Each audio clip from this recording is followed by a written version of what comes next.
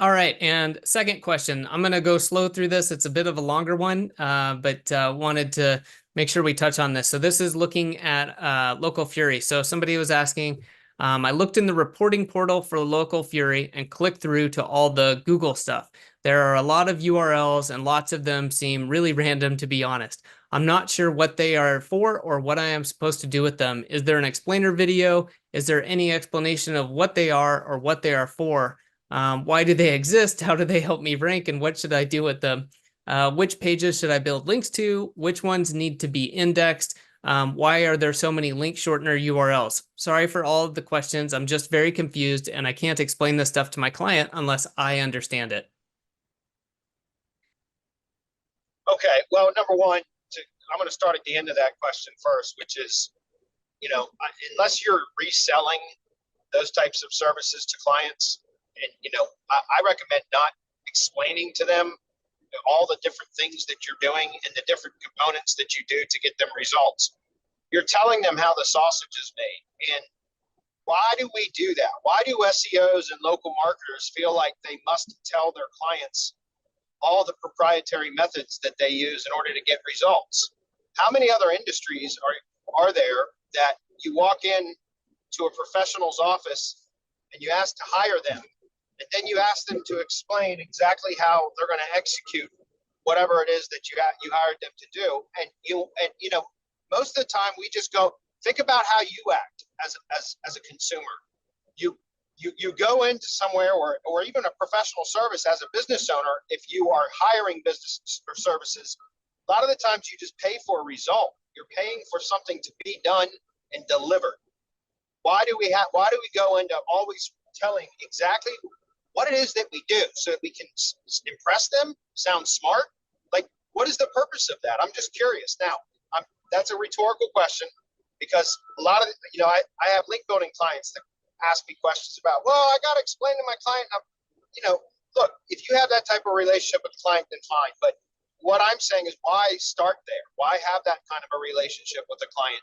I'm not, again, I'm not saying that there's not a time where that is appropriate, but most of the time, I think from a lot of experience in coaching a lot of people, they have diarrhea of the mouth in that they tell the client absolutely everything. I don't know if it's to make themselves seem smart or what, but most of the time the clients don't give a shit about that anyway. Can you deliver results? That's the bottom line, right? So anyways, now, can you parse each one of those original questions out one at a time, and I'll try to answer them, Adam? Oh, sure thing. Here we go. So I'm guessing, this is obviously talking about some cloud pages, Geo Stacks. It says, let's see, I looked in the reporting portal and clicked through to all the Google stuff. Let's see.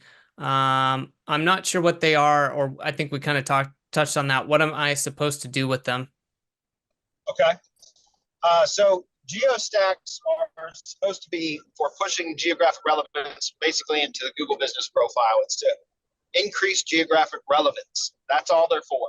So a lot of those questions that you have aren't really necessary to do. Like, in other words, like what should be indexed and all that. That's not really necessary. By the way, links don't have to be indexed to provide value, guys. They just need to be crawled. That's it. They just have to be crawled to provide value. Everybody's always so fixated on stuff being indexed. As long as it gets crawled, Google can provide credit. Okay. So the GeoStacks are what we do as a way to kind of increase geographic relevance to that specific local entity. And so one of the things that I would recommend doing is just whatever URLs you get on a monthly basis for the GeoStack, pages or assets, the components of the GeoStack, is if you have an ID page, which Semantic Mastery, we've been teaching about ID pages since 2019. If you have an ID page, you embed the G sheet into the ID page where you extract all of your branded supporting assets, business directory listings, etc., and you put them into the G sheet and you concatenate them to various keywords that are relevant to the industry that you're working in. Okay, so you can take your that. By the way, you don't stop adding to it. Why do we do? The reason why we like to use a G sheet in an ID page is because the ID page is static. We like to build it once and not have to go back in and redeploy it, because it's an HTML page, which means you'd have to update the HTML files, and then you'd have to go back in and reload it to the server, all of that kind of stuff. We don't like to do that. So instead, take a G sheet and you create all of the branded and supporting assets as URLs that are hyperlinked with keywords that are relevant to your industry, and you publish a G sheet and embed it into the ID page. Then the ID page becomes a primary link building target, and you reference the ID page in the local business schema where it says add ID, right? And then anytime you build new branded assets, you get Geo Stacks, you get new cloud pages, etc. You just add them to the G sheet because it's automatically going to insert them into the ID page because it's a published and embedded G sheet into the ID page. So it gives you the ability to add additional branded and supporting assets to that ID page as you receive them or as you build them. So the ID page becomes one of the most critical components of local SEO, in my opinion. The way that I do everything is the ID page really becomes kind of like the entity home. And so there's no better place to put those URLs, because if you are building links, both topical and geographically relevant links to the ID page, which I fully recommend, then it's going to distribute across all of those branded and supporting assets that have been referenced in the ID page, either via HTML hyperlink, an embed, or in that G sheet, as I just mentioned.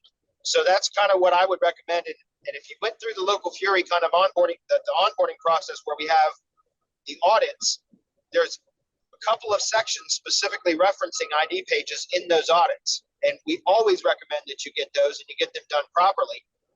You can build them yourself. We provide training on how to do it, or you can purchase them from us at Semantic Links, or I can sell them to you at Semantic Links.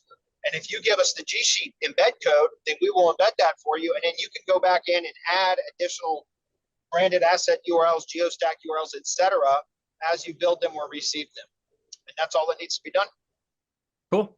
Well, then I'm going to read the rest of this. If you want to expand on any of it, you can, or if you think that that is covered, then we should be good. But what else they were talking about is how do they help me rank? Which pages should I build links to? Which ones need to be indexed? That's kind of the gist of the rest of it. Is there anything there you want to touch base on?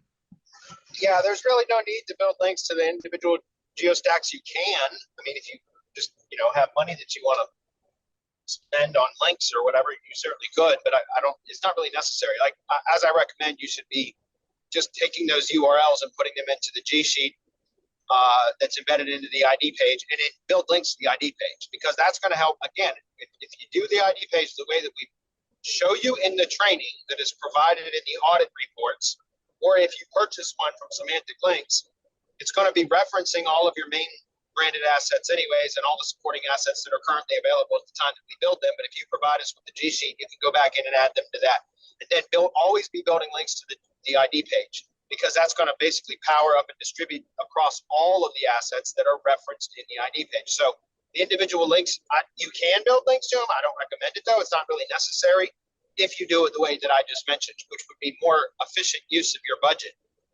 As far as the link shorteners, link shorteners are a number of reasons we do that. One is because it gives us kind of more control over the target URLs in case something needs to be swapped out or changed. But also, it's just a way to, because a lot of those URLs are stupid long anyway. So the short URLs just make it easier for us to manage the URLs because they're a little bit shorter.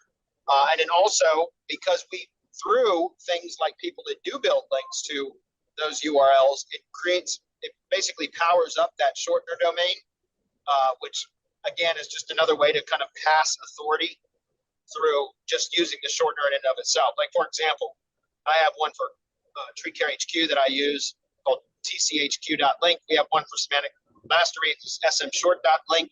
So those are just shorteners that we use. But over time, if you build a lot of links to those types of short URLs, it powers up the domain, and basically it just becomes another source of power, link equity. So that's why we do that.